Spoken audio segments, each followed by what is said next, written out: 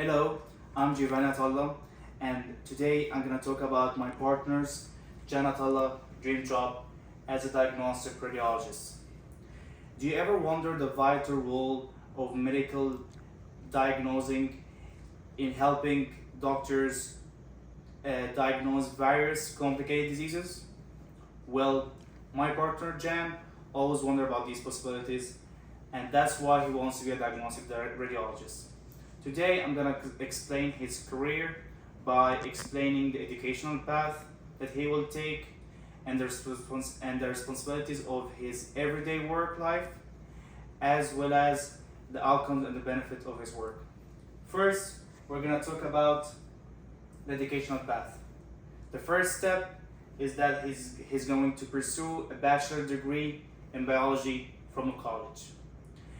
And the admission to medicine school is so competitive, where a research written by the Canadian Medical Association Journal in 2018 says that a shortage in the residency positions means that any increase in the number of medical students will be counterproductive, as there will be no way to provide the extra graduates with the postgraduate training they need to become practicing physicians. And that's why he also needs, while pursuing his bachelor degree in biology, he needs to do internships, volunteer research, as well as be a member of an Orange Society, like the PTK Society in SBC.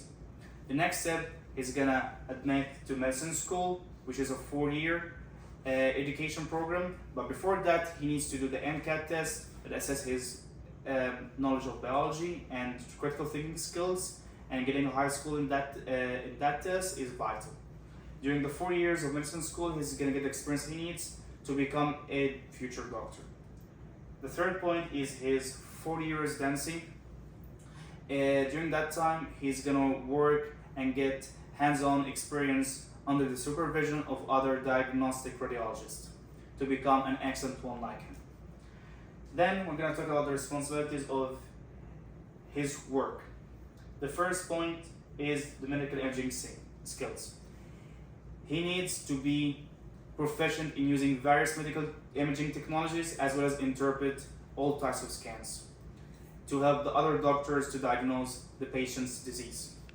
The second point, he's gonna evaluate the patient's medical history, and that is necessary because that provides for him the context that he needs while interpreting the scans. Like, for example, knowing that the patient has a history of cardiovascular disease helps him in his MRI scan of his heart. Third point, he needs to prepare the patient for imaging.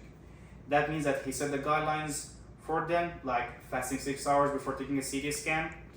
Moreover, a research written by Dr. Brady and his colleagues of the European Society of Radiology in 2022 says that a patient's exposure to medical radiology must always be carefully thought out before following any indication.